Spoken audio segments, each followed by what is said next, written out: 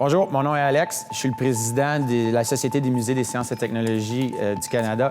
J'ai l'honneur et le plaisir de présider au-dessus de 3 musées nationaux des sciences et des technologies. Malheureusement, comme plusieurs d'entre vous êtes au courant, un de nos 3 musées est fermé depuis un bout de temps. On est à la partie de nos rénovations où est-ce qu'on n'a plus de murs présentement, donc on a rasé les murs, on est complètement au sol. On relève les murs présentement.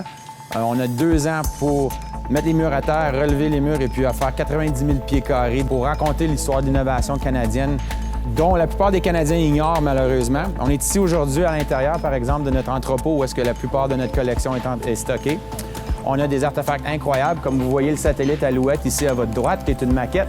Mais le Canada était le 3e pays dans l'espace au monde, puis on n'en parle jamais.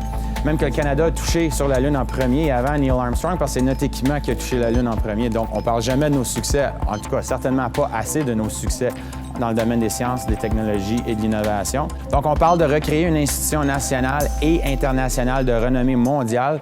On parle non seulement d'être capable de recréer un nouveau musée avec 90 000 pieds d'exposition, mais on parle également d'être capable de trouver des nouvelles manières, des nouvelles techniques d'interagir avec le pays.